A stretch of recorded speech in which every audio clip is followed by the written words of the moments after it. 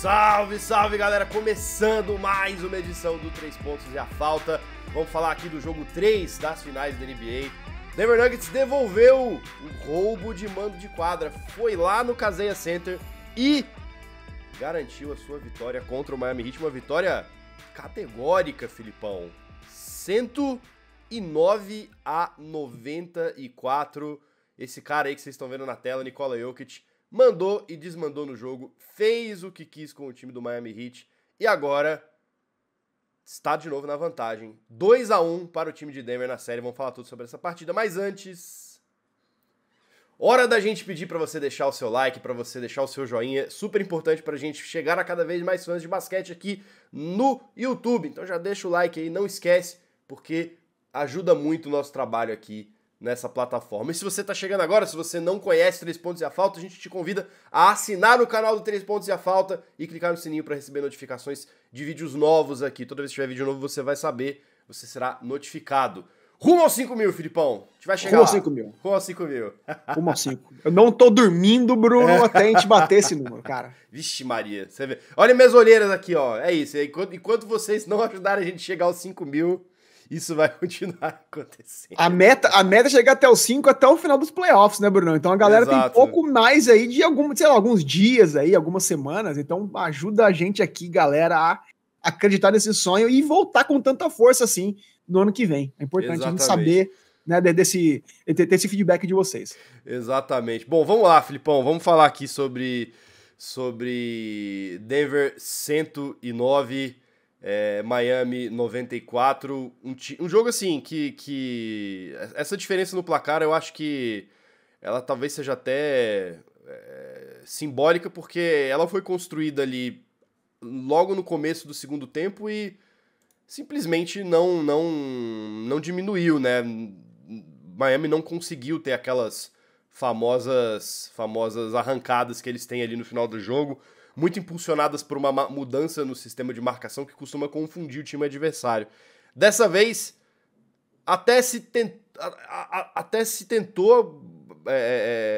formar essa reação, a gente conseguiu ver o time de Miami tentando voltar um pouco no placar, mas eu acho que por duas coisas que, né, não ajudaram muito a Denver manter essa diferença, foi o fato de que as bolas de 3 de Miami simplesmente não caíram e dessa vez o esquema de marcação que deixava, né, sufocava ali a ligação entre o Jokic e os demais jogadores do time, seja no pick and roll, seja no passe, essa marcação ela não funcionou tão bem quanto no jogo 2. Quais foram os ajustes aí que o Denver fez para garantir que o seu quinteto ofensivo fluísse novamente na quadra, Filipão? Não, foi uma partida praticamente perfeita do Nuggets, cara, coletivamente, né? E quando individualmente Jokic e Murray jogam como jogaram ontem, eles são aquele time praticamente imarcável que eu mencionei depois do jogo 1. Então, cara, o Nuggets, Bruno, vinha, quando eles perderam o jogo 2, eles iam de 7 vitórias seguidas nos playoffs quando perderam finalmente a primeira partida em casa, né? E a propósito, foram partidas sobre times que tinham Devin Booker, Kevin Durant, LeBron James, Anthony Davis, ou seja, não foram vitórias quaisquer, né? E apesar de, claro, o mérito da vitória ser todo do Heat, que foi lá no Colorado e venceu, roubou o mando de quadra, Bruno, foi uma das piores partidas defensivas do time nessa temporada, nessa pós-temporada principalmente. E logo depois do jogo, ficou claro pelas entrevistas, tanto do próprio time quanto do coach Malone, que eles sabiam disso e que iam corrigir, né? E eu tava curioso para ver essa resposta, não apenas taticamente, mas mentalmente, como é que eles iam responder a essa primeira adversidade. E ontem, Bruno, eles voltaram a ser dominantes, cara, e venceram de modo, como você bem trouxe, muito convincente, né? Pra quem viu o último vídeo, Bruno, eu falei que Miami venceu por conta de 2 ajustes, né? O primeiro foi a inclusão do Kevin Love no quinteto titular de Miami, que liberou o Jimmy Butler para marcar o Jamal Murray. E ele foi muito, muito feliz nisso. E o segundo ajuste foi a marcação em zona. Eles deixaram praticamente o Jokic numa ilha no meio do garrafão e ele ficou sem o poder de criação dele. Teve 4 assistências, se não me falha a memória só. E ontem, Bruno, a tréplica do coach Malone fez toda a diferença. É o que você brilhantemente levantou a bola para mim aí. Como a gente pode ver já nessa primeira imagem, para trazer o Murray de volta pro jogo 3, que eles precisavam desse cara entregando para vencer, eles abusaram de screens super altas com o Jokic, que trombou de frente com o Jimmy Butler o jogo inteiro e liberou o Murray para penetrar num garrafão de menos estatura. E por isso, Bruno, 18 dos 34 pontos dele foram dentro da área pintada. E quando as bolas caem, a confiança aumenta e a agressividade com que ele entrou no jogo ontem resultou nessa performance incrível dele. 34 pontos, 10 rebotes, 10 assistências, 7 de 8 do lance livre, o mesmo número que o Jokic, que é um pivô que sofre mais falta naturalmente, ou seja, ele partiu para dentro. Então esse pequeno ajuste trouxe o Jamal Murray de volta para o jogo e por isso ele desequilibrou. O segundo ajuste para mim foi o mais genial. Jokic, Brunão, não ficar naquela ilhazinha, não ficar encurralado no meio de 4 marcadores, mais ou menos na área do arremesso livre, o coach Malone decidiu colocar o Joker quase que na zona morta. E isso foi genial porque ele ficou praticamente na quina da quadra. Ou seja, Miami não tinha como marcá-lo e ao mesmo tempo povoar o garrafão para que o elenco de suporte tivesse dificuldade. Nessa sequência de imagem aqui agora que a gente vai mostrar, nessa primeira particularmente, a gente vê isso certinho. O Heat estava marcando, Bruno, de 1-3-1. A gente pode ver o Caleb Martin em cima do Jamal Murray, Duncan Robinson, Jimmy Butler e o Kyle Lowry faziam uma linha de 3, bloqueando o garrafão e segurando os alas. Mas olha o Jokic como é que ele ficou livre ali na direita. Ou seja, o Nuggets, Bruno, tirou ele de dentro dessa confusão toda. Eles obrigaram o Heat a escolher entre manter a disciplina tática que ganhou o jogo 2 para eles ou a rasgar o plano de jogo inteiro e dobrar a marcação em cima dele. O que aconteceu? A segunda opção. E essa segunda imagem mostra isso. A gente vê o que acontece, Bruno, quando o Murray passa a bola pro Jokic. Olha a quantidade de jogadores do Heat que automaticamente partem para cima dele, cara. É incrível a preocupação que esses caras têm com o Joker.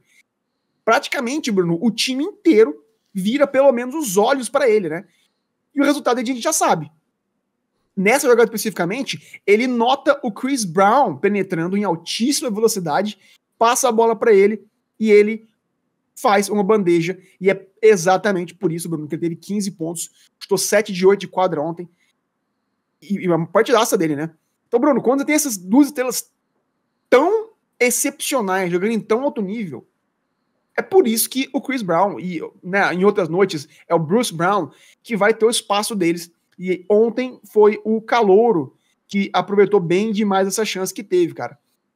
Até falei contigo ontem, né, Brunão? Foi. Que ele já vinha fazendo isso a temporada regular inteira, né? Mas foi legal demais ver o coach Malone dando chance pro moleque em pleno jogo 3 das finals, cara.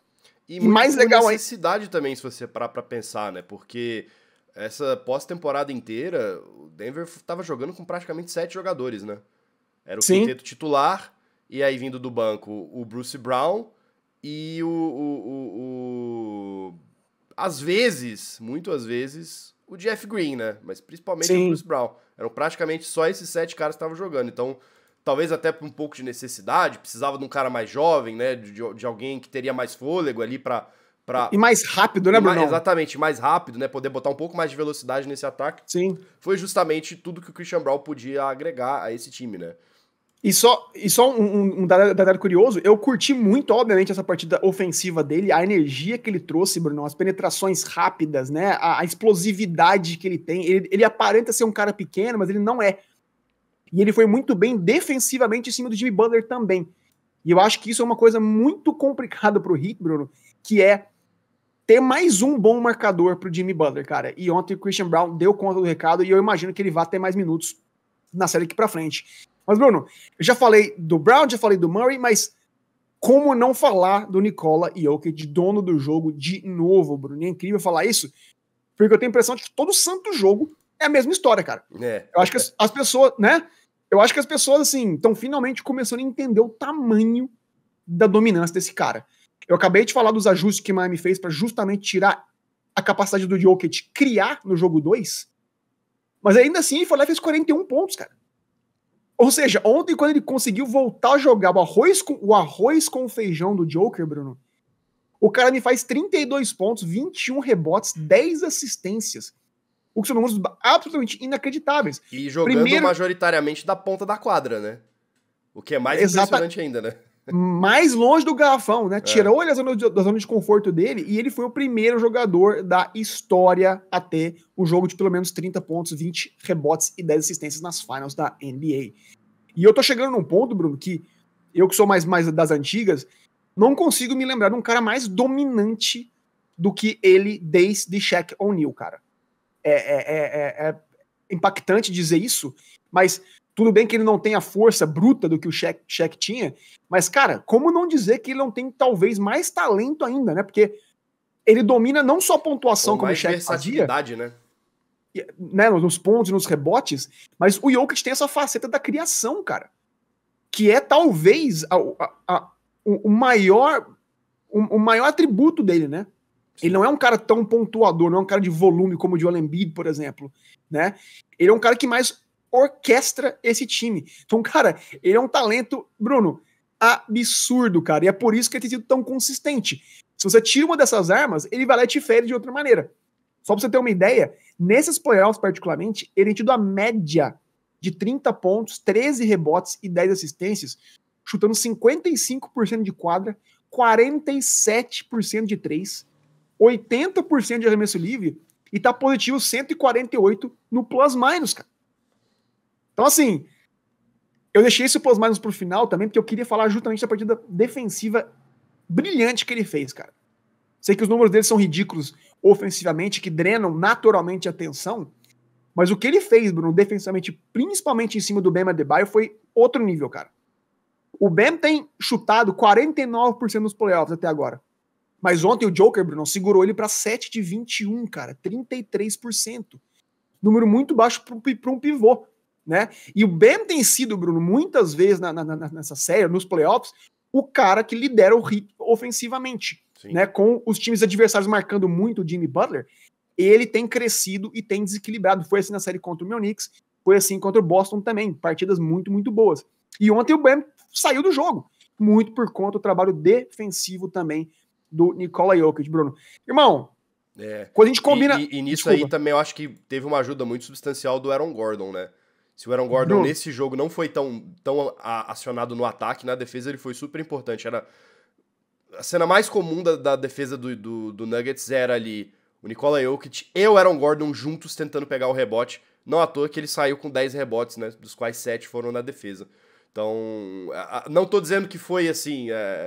que isso fez com que o Jokic tivesse os números que ele tivesse, mas com certeza ajudou bastante, porque o Jokic não precisava ficar tão preocupado em marcar o Adebayo, sabendo que ele tinha o Aaron Gordon ali pra segurar a onda caso a bola, né, fosse ali pra segunda chance, né? Bruno, Aaron Gordon foi brilhante seu comentário, porque ele é um cara que a gente não vai falar muito dele, porque ele não tem números expressivos, não aparece nas estatísticas, mas o trabalho defensivo dele, a série inteira em cima do Jimmy Butler, Bruno, tem sido espetacular.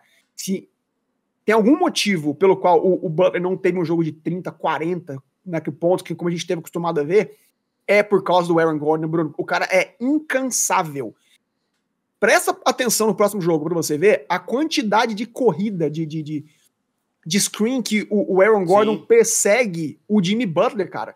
É o jogo inteirinho, parecendo um cão de guarda, cara, caçando o Jimmy Butler a quadra inteira, e é por isso que o Butler não tem tido tanta facilidade, né? Ele tem passado mais a bola do que finalizado. Teve um jogo muito bom, o Butler ontem, sim, mas não é um jogo que vai vencer, né? Não é uma performance que vai vencer o jogo pro seu time, o jogo pro Heat, né? Então, crédito pra esse cara que foi, curiosamente, Bruno, o maior plus-minus do jogo ontem com mais 16, cara. Então, créditos pra ele, sim. Então, Bruno, pra envelopar, quando a gente tem tudo isso que a gente falou, cara, né? Com a defesa jogando como tá, o time inteiro investido defensivamente, porque foi uma cobrança que o Coach Malone fez publicamente, inclusive, com pilha, encarando o jogo como final de NBA, Bruno, querendo devolver a derrota pro Heat, né? Eles sentiram muito perder o primeiro jogo em casa. O banco funcionou bem, cara, né? Não foi Bruce Brown dessa vez, ontem foi o Christian Brown. Ou seja, Bruno, foi uma vitória à la Nuggets, cara, que fez uso da estatura de novo e da fisicalidade para segurar esse Heat para 37% de quadra só, em casa. Jantou os caras no rebotes, Bruno, 58-33. Ganhou a batalha dentro do garrafão, 60-34. e ganhou o jogo, Bruno. Chegou a liderar por 21 pontos, mesmo tendo feito 14 turnovers contra só 4 do Heat, Bruno. É por isso que esse time dá medo, e é por isso que eu já venho falando algumas semanas que esse time é realmente o favorito para ganhar o anel, cara. Claro que a série não acabou ainda, mas é difícil a gente ver Miami conseguindo responder novamente o que eles fizeram ontem. A impressão que me deu assistindo esse jogo foi que... E eu acho que Denver fez isso mais cedo do que boa parte dos adversários de Miami nessa pós-temporada. Eu acho que nesse jogo o Denver parou de subestimar o Miami Heat. Né? Muitos dos jogos, eu acho que do Miami nessa temporada seguiram um roteiro muito parecido, porque você tinha esse time tecnicamente, né, no papel, tecnicamente superior, que subestimava o seu adversário e aí chegava ali no jogo, tomava uma virada, né? Se surpreendia com a vontade de ganhar dos caras e acabavam entregando. Né? E eu acho que depois do jogo 2, eu acho que o Nuggets, eles perceberam que não dá pra fazer isso. Né? E encararam o adversário com a seriedade que tem que ser. E eu acho que também é uma... Pro outro lado, a gente até comentou isso muito no privado, eu acho que...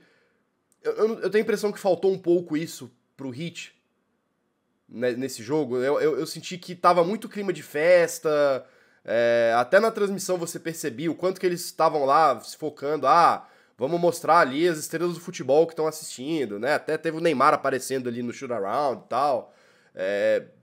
Obviamente, né, isso não foi uma coisa determinante pra vitória, né? Acho que dentro de quadro, os ajustes táticos e tudo que você explicou, obviamente, são o motivo para explicar por que um time ganhou e o outro perdeu.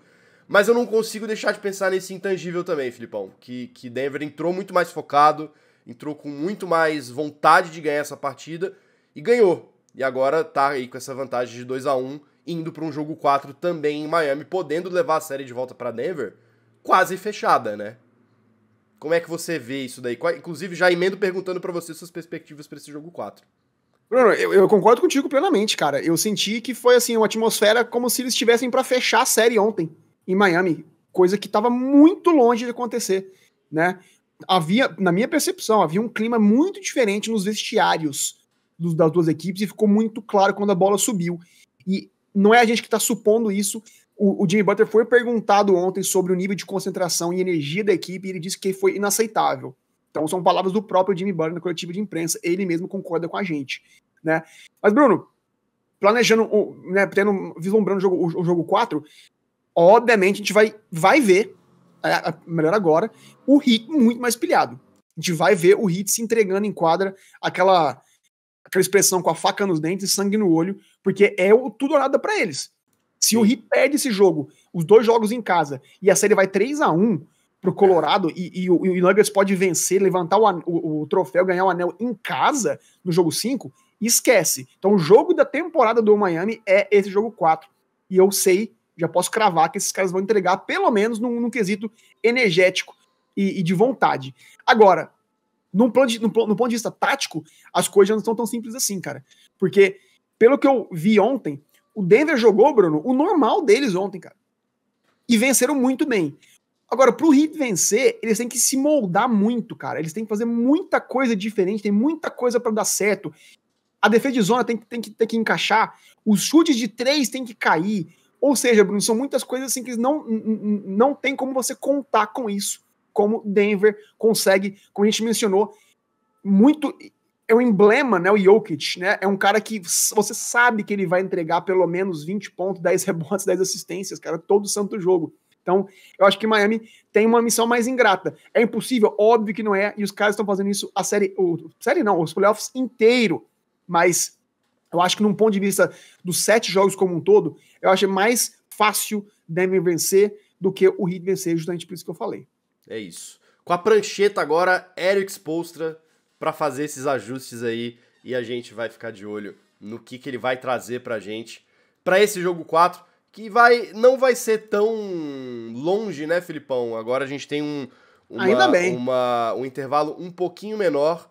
O próximo jogo aí dessa série já é amanhã, já é aí na sexta-feira, e sábado de manhã a gente vai estar aqui para comentar tudo o que for acontecer nessa série. É isso, agora a gente pede pra você deixar aqui o seu comentário, o que você achou desse jogo 3.